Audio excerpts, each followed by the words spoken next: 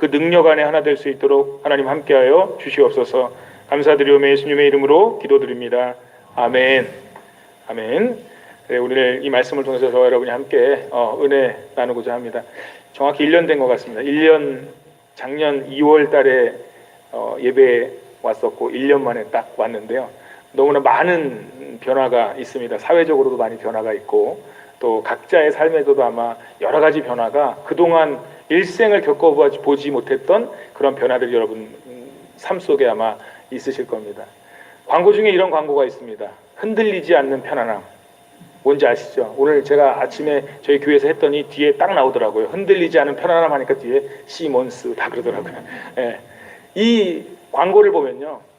어떤 사람이 누워있는데 그 옆에다가 볼링공을 딱 떨어뜨립니다. 근데 그 누워있는 사람이 진동을 전혀 느끼지 못합니다. 심지어 옆에 사람이 붕 떠가지고 떨어져도 전혀 느끼지 못합니다.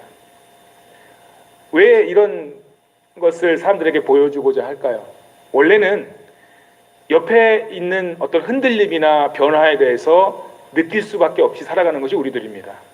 옆에 누군가 조금만 움직이고 조금가 문제가 생기고 흔들리는 일들이 생기면 누구나 다 영향을 받고 살아갑니다. 그런데 이 침대는 옆에서 뛰고 난리를 쳐도 느끼지 못한다는 거죠. 어쩌면 우리의 신앙의 모습이요, 지내오면서 여기저기에 영향을 받고 조금만의 환경의 변화, 조금만 어떤 흔들림에도 충격을 당하고 움직임에 어떤 어려움을 당하는 것이 우리의 삶의 모습일지 모릅니다. 독일의 바이에른주에 알프스 자락에 있는 작은 마을이 있습니다. 제가 이 마을 이름 외우느라고 참 고생을 했는데요. 뭐냐면 오벌 아머가우라는 마을이에요. 오벌 아머가우. 이 마을은 인구가 한 5천 명도 안 되는 그냥 산속에 있는 작은 마을입니다. 그런데 지금 독일을 여행하는 사람들 혹은 유럽에 여행하고 싶은 사람들이 꼭 한번 들려보고 싶은 마을 중에 한 마을로 꼽힌답니다. 이 마을이 이렇게 유명해진 이유는 역사적으로 한 400년을 거슬러 올라갑니다.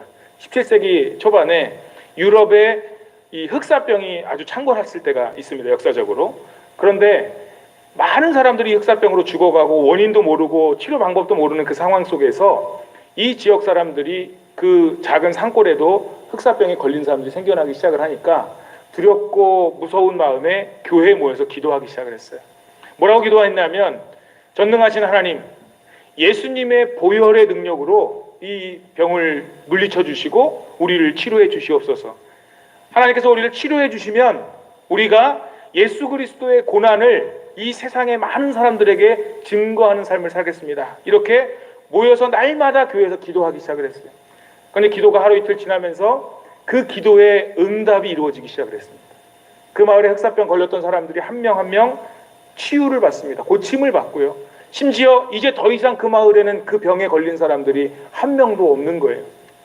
그러니까 이 기도했던 사람들이 뭐라고 반응을 하냐면, 이것이 정말 하나님의 은혜고 하나님의 기도의 응답이고 이게 보혈의 역사다. 그리고 나서부터 그 다음 해에 종교개혁주의를, 성령 강림주의를 기념하면서 이 사람들이 10년에 한 번씩 10년마다 매번 그리스도의 순환에 대해서 이 복음서에 나오는 예수님의 고난을 그대로 연극으로 그 지역에서 상영을 하기 시작을 했습니다. 그런데 이 스케일이 얼마나 크냐면요, 보통 우리가 연극 그러면 무대에서 몇 명이 나와서 이렇게 연극하지 않습니까? 그런데 이 연극은 그 마을의 온 마을 사람들이 다 동원됩니다. 엑스트라가 수천 명이 나와요. 예수님께서 예루살렘에 입성하는 그 장면을 제가 영상으로 한번 봤는데요, 뒤에 그 호산나 외치면서 이 흔드는 사람들이 진짜 어마어마한 사람들이 무대에서 똑같이 재현하고 예수님의 십자가에 못 박힘도 똑같이 재현합니다. 400년 동안 1년에 10년에 한 번씩 이 공연이 계속 되어져 왔어요.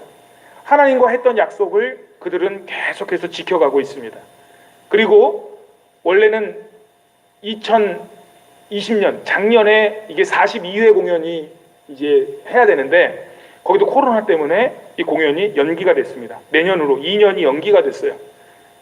그런데 재미있는 뉴스가 그 지역 마을 신문에 실렸습니다. 뭐라고 실렸냐면, 독일이요, 올해 2월 기준으로 해서 코로나 확진자가 한 230만 명이 된다 그래요. 그리고 코로나로 인해서 목숨을 잃은 사람들이 몇만 명이 됩니다. 수만 명. 우리나라하고는 비교할 수 없을 정도로 많은 사람들이 죽었습니다. 아마 뉴스에도 여러분들 보셨을 거예요. 그런데 이 지역 사람들 단 한 명도 코로나에 걸린 사람이 없다는 거예요. 저는 이 사건 보면서 누구는 그렇게 얘기할 수 있습니다. 우연이겠지. 시골이니까 사람들이 왕래가 없으니까 거기는 이게 위험이 덜하겠지라고 생각할 수 있지만, 그들이 적어도 믿고 있었던 것은, 그들이 적어도 의지하고 있었던 것은, 하나님을 믿고 하나님의 능력을 믿는 우리에게는 어떠한 문제, 어떠한 질병도 이 400년 동안 어김없이 하나님의 인도하심 속에서 우리를 지켜주셨다, 이렇게 믿고 있는 것입니다. 여러분, 우리가 각자 가지고 있는 믿음은 그런 거예요. 누가 어떻게 생각할지 몰라요. 남들이 보면 에이 그 정도를 가지고 뭐 이렇게 생각할지 몰라요. 그걸 어떻게 믿어? 그건 특별하니까 어쩌다가 보면 일어나는 일이라고 생각할지 모르지만, 여러분이 각자 하나하나의 삶은, 여러분 한 사람 한 사람의 삶에 하나님이 역사하시는 것은요, 우리가 생각하는 것보다 훨씬 더 위대하게, 훨씬 더 크신 능력으로 우리 가운데 역사하고 계신 줄 믿습니다. 우리는 그것을 바라보고 발견할 수 있어야 된다는 거예요. 우리 안에 일어나는 일들을 보면서 아무 감각 없이 무덤덤하게 우리가 그것을, 하나님의 은혜를 발견하지 못하면요, 우리는 결코 신앙인이라고 우리가 자부할 수 없습니다.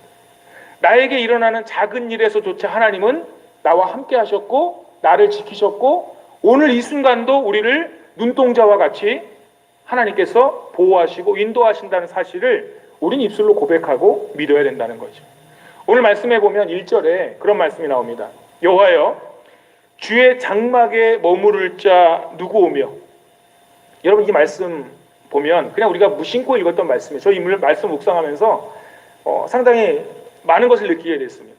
우리 여기 보면 주의 장막에 머무를 자, 이렇게 표현했는데요, 장막이라는 것은 원어 그대로 텐트입니다. 텐트, 천막. 그리고 머무른다라고 하는 것은 거기에 살고 있는 게 아니라 일시적으로 그곳에 머물러 있는 거예요. 여러분, 우리의 삶이 일시적으로, 이례적으로 지금은 주의 전에 앉아 있는 것 같지만, 지금은 내가 예배 자리에 앉아 있는 것 같지만, 어떤 환경의 변화에 의해서, 어떠한 삶의 문제에 의해서 그 자리를 지키지 못하고 떨어져 나갈 때가 분명히 있다는 거예요.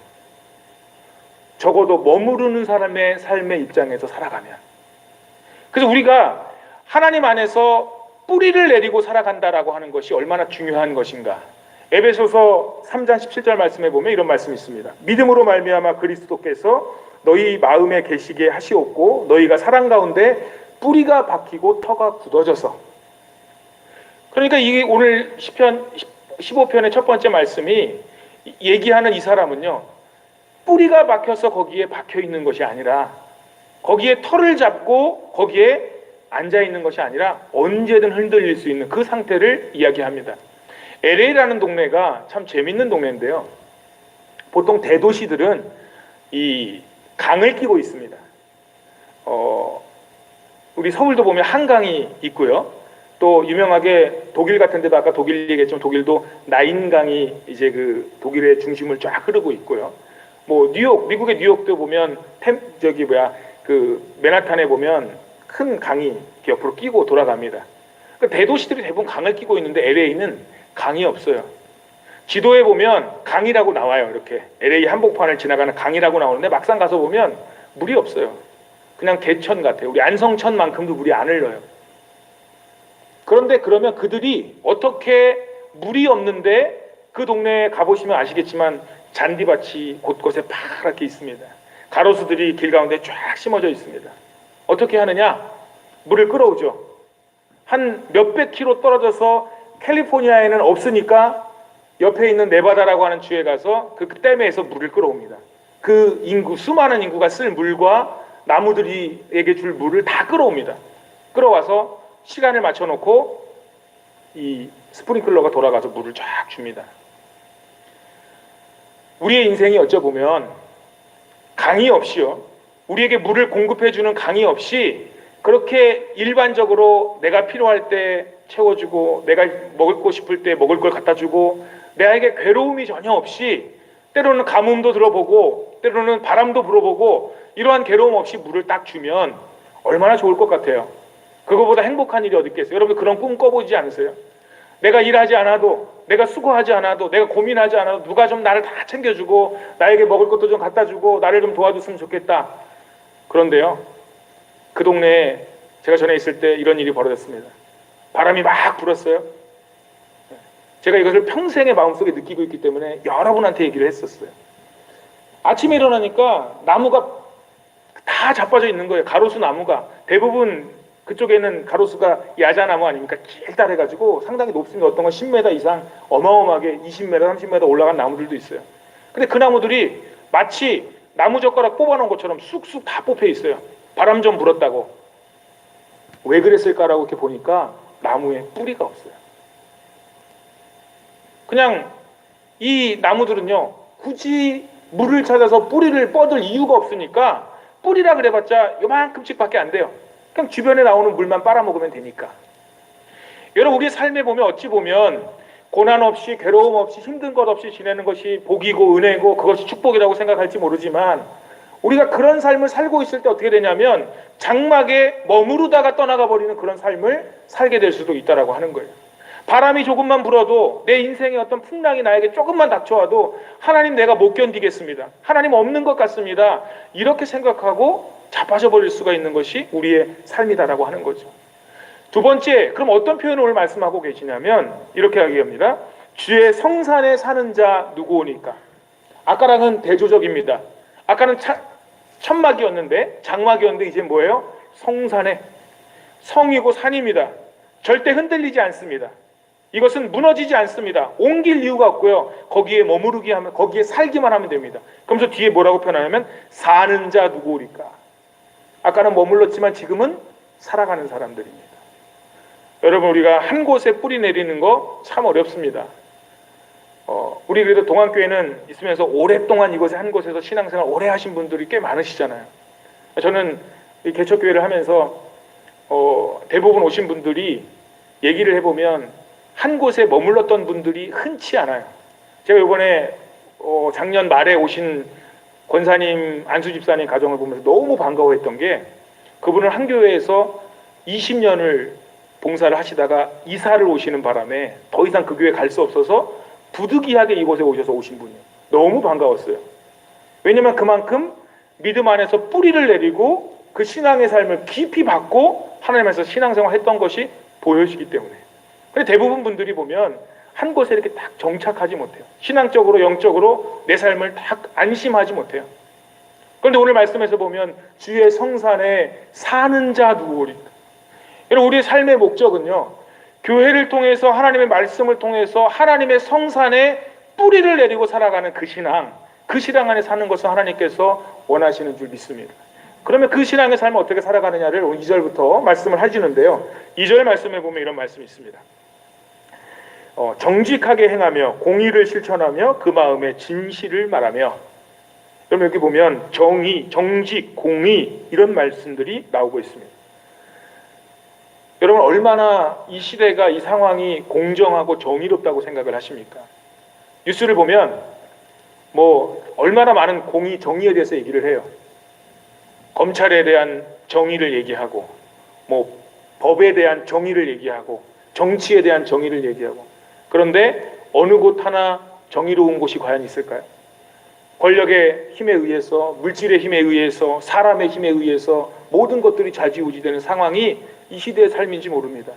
특별히 예수님 시대에 보면 예수님께서 예루살렘에 들어가셔서, 성전에 들어가셔서 가장 먼저 뭘 하셨냐면 성전에서 그 상에 물건 파는 사람들을 엎어버리시고 채찍으로 거기를 다 부서뜨리면서 화를 내셨어요. 여러분, 예수님이 그런 화를 왜 내셨을까요? 그 당시에 정직이 사라졌고 공의가 사라졌고 진실이 사라져버렸기 때문에 그래요. 어느 정도인지 아세요?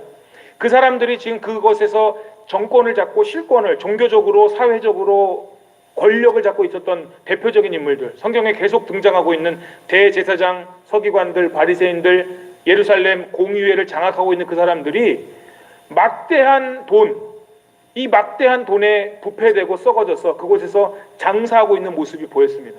우리가 그냥 막대하다 그러니까 얼마나쯤 되겠나 생각하겠지만요, 예루살렘에 한 해에 수백만 명의 사람들이 예루살렘으로 몰려듭니다. 왜냐하면 율법에 적어도 유대인들은 1년에 한 번 내지 2번은 예루살렘 성전에 와서 자기의 몸을 하나님께 보이고 제사를 지내야 돼요. 그 사람들이 오면요, 그곳에 예루살렘에 풀리는 돈이 1년에 우리 지금 돈으로 하면 수조 원에 이릅니다. 그러니까 우리 성경에도 보면 읽다 보면요, 로마 황제들이나 로마 총독들이 예루살렘에 대해서 만만하게 볼 수 없었던 게 그곳에 그렇게 많은 재정적인 돈들이 몰렸기 때문에 사실 그러거든요. 그러니까 예수님께서 예배의 본질은 사라지고 하나님을 향한 두려움은 사라지고 부패함과 거짓이 만무하는 그곳을 보시면서 어떤 마음이 드셨겠냐는 거예요. 여러분, 적어도 우리가 믿음의 신앙의 뿌리를 내리고 믿음의 사람이라고 자부하고 살아간다면 우리 안에 공의가 있어야 되고 진실함이 있어야 되고 하나님께서 우리에게 바라신 그러한 정의로움이 교회 가운데 있어야 되는 거예요. 교회가 요즘 어떠한 평가를 받고 있습니까? 정의롭다고 신뢰받겠다고 평가합니까? 신뢰하지 못한다는 여론조사가 70%가 넘게 이렇게 나오는 거 보이지 않아요? 우리가 하나님 앞에서 회개하고 애통해야 될 부분이 공의를 잃어버린 교회, 정의를 잃어버리고 진실을 잃어버린 성도의 삶이 정말 얼마나 안타깝고 불쌍한가, 그 속에서 우리가 어떻게 돌아가야 되는가를 우리가 바라보아야 되는 거죠. 우리가 이번 주가 모두 사순절 기간을 지냅니다. 하나님께서 이 기간을 우리에게 왜 주셨습니까? 그리스도의 사랑, 하나님의 은혜, 십자가를 묵상하면서 우리 삶을 돌아보고 우리의 죄를 한번 돌아보라는 거예요. 우리의 정의롭지 못한 것, 우리의 공의롭지 못한 것, 내가 하나님 앞에 예배한다고 하면서도 온갖 겉으로 포장되어지고 잘못된 그런 삶들이 여전히 우리 안에 난무한 것, 정말 우리의 삶이 진실하게 하나님 앞에 돌아오기를 하나님은 원하고 계세요. 여러분, 이 회개의 시작이 왜 중요한가? 사도행전에 보면 많은 유대인들이 예수를 믿고 사도들의 이 복음의 말씀을 듣고 믿고 어떻게 했냐면 이런 말들을 했습니다. 우리가 어찌할꼬. 여러분, 그 얘기는 뭐예요? 내가 그동안 죄인으로 살았는데, 내가 그동안 진실되지 못하고 거짓되게 정의롭지 못하게 살았는데 그 말씀을 들으니까 나는 죽을 수밖에 없는 죄인이라는 거예요. 내가 이제 어찌할꼬, 내가 이제 어찌할꼬 하면서 그들은 회개를 선포한 거예요. 교회가 생겨나면서 초대교회의 부흥의 운동이 시작하게 된 것은 결국에는 뭐냐면 우리가 어찌할꼬라고 하는 회개 운동 속에서 복음의 역사가 시작된 거예요. 우리나라에 있었던 1907년에 평양의 대부흥운동도 거기서 시작된 겁니다. 회개운동에서. 한 선교사가 자신의 죄를 사람들 앞에 내어놓고 회개함으로 시작함으로 인해서 온 성도들이 다 애통하면서 자기의 죄를 회개하면서 내려놓지 않습니까? 그것이 부흥의 시작이고 은혜의 시작입니다. 그래서 우리가 부흥을 얘기하고 하나님 안에서 우리가 정말로 이 땅의 부흥, 이 땅의 살아남을 다시 한번 회복하려면 회개의 역사가 일어나야 되는 거죠. 그리고 하나님 안에서 진실함과 공의로움이 회복되어져야 된다라고 하는 것입니다. 두 번째로 우리가 생각을 해보면 3절에 보니까요, 그의 혀로 남을 허물하지 아니하고 그의 이웃에게 악을 행하지 아니하며 그의 이웃을 비방하지 아니하며 이런 말이 있습니다. 입술로 범하는 입술에 대한 문제들이 이곳에 있습니다.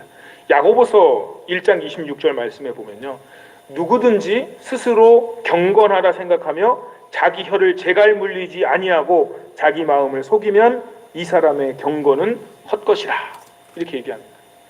여러분, 우리가 입술로 말하는 것, 이것이 얼마나 큰 능력이 있는지 우리는 다 알고 있습니다. 말 한마디 때문에 인생을 바꾸는 사람이 있는 반면에 말 한마디 때문에 인생을 망치는 사람도 우리는 분명히 보고 살아갑니다.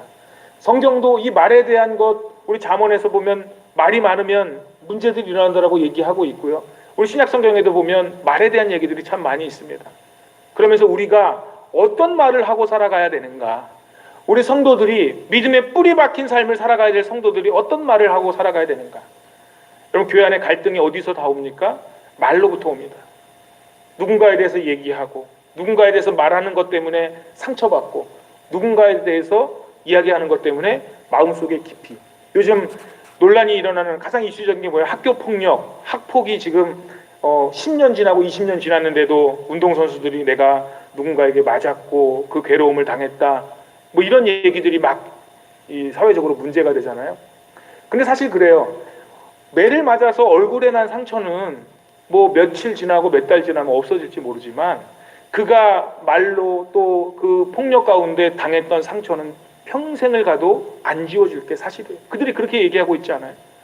여러분들도 아마 어떤 말 때문에 평생을 상처로 가지고 가는 분들도 계실 거고, 그 말 때문에 평생을 또 힘을 얻고 살아가는 분들도 계실 거예요. 저는 평생의 마음속에 상처됐던 게 하나 있는데요. 그게 뭐냐면 제가 아주 좋아했던 선배 누나가 교회에서 막 찬양 연습을 하는데 너는 왜 이렇게 노래를 못하니? 라고 한마디 했어요. 우리 집안에서는 제가 제일 잘하는데 저희 아버지가 워낙 음치기 때문에 저희 아버지보다 못할 수가 없어요. 제가 되게 잘하는 편이에요. 근데 저도 남들 앞에 인정받고 싶었고 교회에서 앞에서 찬양팀도 하고 특송도 하고 싶어서 막 하고 있는데 너는 왜 노래를 못하니? 음이 다 틀리잖아. 이렇게 얘기를 하는데 그 얘기를 듣고 나서요. 지금도 안 잊혀집니다. 그래서 찬양할 때 지금도요. 그 생각을 계속 떨쳐버리지가 않아요. 음표를 계속 보고요. 박자를 계속 보고 심지어 주일날 예배 드리려면 전날 집에서 같이 음악을 틀어놓고 찬송을 틀어놓고 연습을 해요. 틀릴까 봐. 별거 뭐 저한테 창피 주려고 했던 말이겠어요? 지나가면서 한마디 한 거잖아요. 근데 저의 마음에 그 상처가 되더라고요. 우리가 말이라고 하는 것, 어떤 말을 하고 살아가느냐. 요즘 시대적으로요. 축복하는 말, 좋은 말보다 비방하고 욕하는 말들이 훨씬 많아요. 우리 젊은 세대들이 하고 있는 SNS나 혹은 인터넷 보면 욕하고 비방하는 말, 저주하는 말들이 얼마나 많은지 몰라요. 입에 담을 수도 없어요. 우리가 적어도 이 시대 힘든 것 우리 다 겪고 있습니다. 다 알고 있고요. 또 어렵게 힘들게 겪어내는 이 삶 속에서 우리는 어떤 말을 하고 살아가야 되느냐. 교회 안에서 다른 사람을 살리는 말, 축복하고 격려하는 말, 믿음의 말, 우리가 비록 어렵지만 견뎌낼 수 있다라고 하는 소망의 말들로 우리의 삶이 그런 삶으로 함께할 수 있기를 간절히 원합니다. 그 다음에 우리가 마지막으로 세 번째로 생각해 봐야 될 것은요. 4절부터 5절 사이에 나오는데요.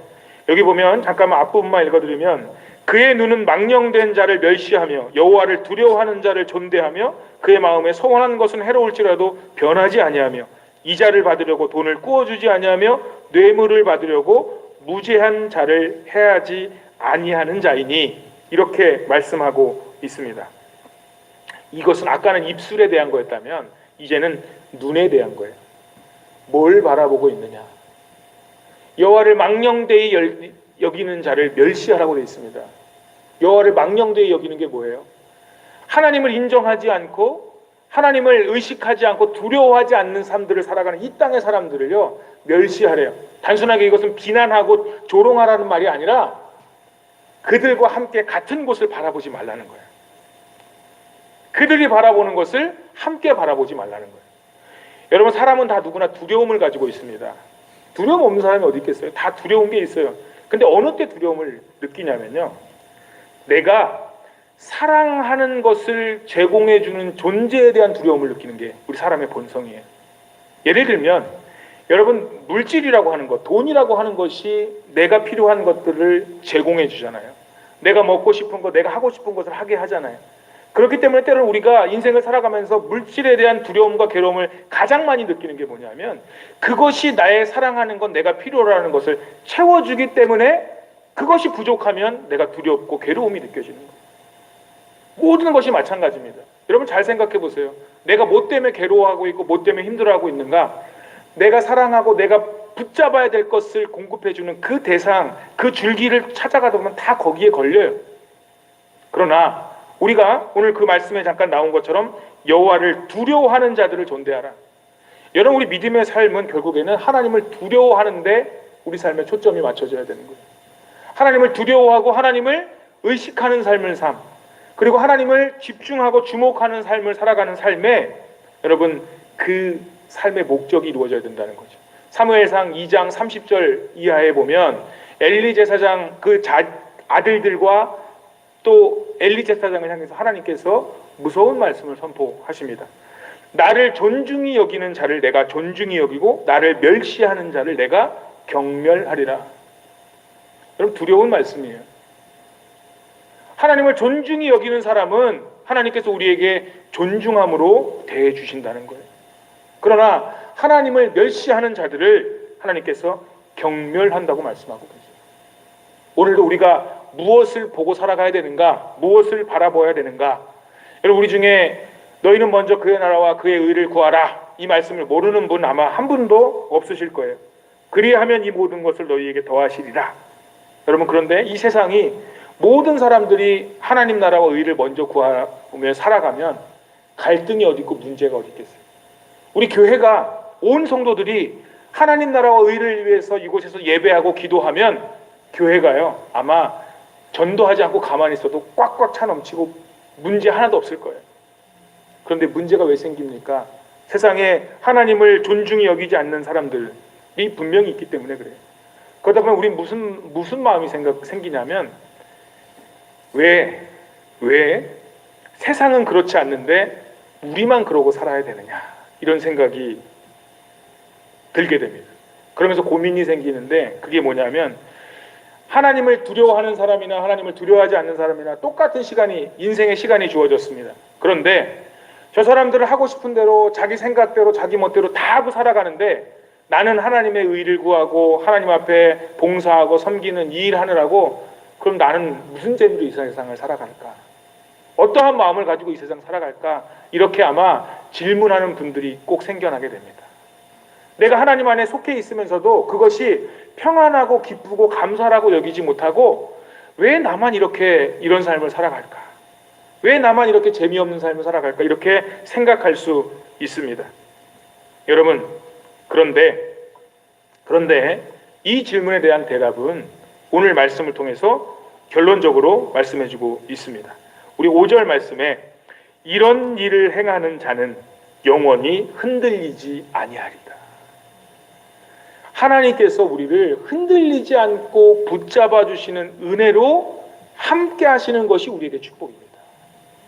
우리가 추구하는 잘 재미있고 즐겁고 복된 것들은요, 결국에는 시간이 흐르고 시대가 바뀌면 다 바뀌어지고 없어져 버려요. 여러분, 10년 전, 20년 전 한번 생각해 보세요. 그때 중요하게 생각했던 게 무엇인가? 그때 내 삶의 가장 큰 목적이 무엇이었던가? 지금도 여전히 그것이 여러분 삶의 목적이라면 여러분 대단한 삶을 사는 거예요. 근데 아마 대부분 사람들이 다 바뀌어졌을 거예요. 10년 전에 내가 중요하게 생각했던 것, 20년 전, 30년 전에 내가 중요하게 생각했던 것과는 다른 어떤 것을 지금 붙잡고 있을 거라는 거죠. 그래서 오늘도 하나님께서는 우리에게 세상이 우리를 하여금 막 부추깁니다. 그렇게 열심히 살지 않아도 돼. 그렇게 예수 열심히 믿지 않고 살아도 돼. 그렇게 유별나게 신앙생활 안 해도 돼. 라고 세상은 우리 가운데 얘기하고 있습니다. 그러나 유진 피터슨이라고 하는 사람이, 목사님이 쓴 책 중에 보면 한 길 가는 순례자, 이런 책이 있습니다. 이 책에 보면 이런 구절이 있습니다. 예수님의 제자로 살아가는 사람들 중에 이 빠지기 가장 쉬운 위험이 있는데, 그 위험이 뭐냐면 두 개의 종교를 가지고 살아간다는 거예요. 하나는 뭐냐? 예수 그리스도의 십자가의 은혜, 부활의 능력을 가진 성경 66권에 나오는 그 하나님 말씀의 복음을 가지고 살아가요. 그런데 이 사람들이 여기서 이것만 가지고 살아가면 아까 말씀드린 성산에 사는 사람들이에요. 그런데 하나님의 장막에 머무르는 사람들은 어떠냐면 또 하나의 종교를 가지고 있는데, 그게 뭐냐면 이런 거예요. 다른 사람들의 조언이나 언론이 하는 얘기, 이 세상에 하는 얘기들을 믿고 살아가는 사람들이 성도들 안에 있다는 거예요. 복음보다, 하나님의 말씀의 가치보다 세상의 소리에 훨씬 더 귀 기울이는 사람들이 있다라고 하는 것입니다. 다시 말하면 그들은 뭐라고 얘기합니까? 남들도 다 그러고 살아간다. 여러분, 이 말이 성도들에게 가장 위협적인 말이에요.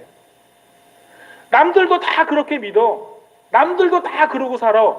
이게 우리를 흔들리게 만들고 쓰러뜨리게 만드는 가장 위험한 말이라는 거예요. 여러분, 성경은 그렇게 얘기하지 않습니다. 너희는 그렇게 살면 안 된다. 너희는 그 속에 빠지면 안 된다. 너희는 우상 숭배하면 안 된다. 너희는 죄악 가운데 머물러 있으면 안 된다. 그렇게 말씀하시는 가장 큰 사인이 뭐냐면 십자가예요. 죄악 가운데 너희는 더 이상 머물러서 멸망의 길로 가면 안 된다. 우리 요한복음 3장 16절 잘 알잖아요. 하나님이 세상을 이처럼 사랑하사 독생자를 주셨으니 이는 저를 믿는 자마다 멸망치 않고 영생을 얻게 하려 하십니다. 하나님은 우리 가운데 그렇게 말씀하고 계세요. 세상이 다 그렇게 살아도 너희는 그렇게 살지 말라. 세상이 다 그렇다고 해서 말씀에 그렇다고 하면 말씀에 있는 것을 믿고 따르라, 그렇게 말씀하고 있습니다. 여러분, 우리는 속지 말아야 되고 흔들리지 말아야 됩니다. 이 상황이 얼마나 오래 갈지 모르지만, 이 상황이 우리를 얼마나 힘들게 할지 모르지만, 우리는요, 흔들리지 않는 믿음 속에서 주의 성산에 사는 믿음의 사람들로 살아가야 될 줄 믿습니다. 이 자리에 말씀을 듣는 저 여러분이 이 믿음의 마음을 가지고 여러분 어떤 것에도 어떤 상황에도 흔들리지 않고 우리가 그 믿음의 사람들로 살아내라고 말씀하신 이 시편 15편의 말씀을 붙잡고 이 한 주간도 승리하신 여러분 되시기를 주의 이름으로 간절히 축복합니다. 기도드리겠습니다. 하나님, 오늘도 하나님께서 우리 가운데 주신 귀한 은혜가 있음을 감사합니다. 하나님, 세상이 그렇게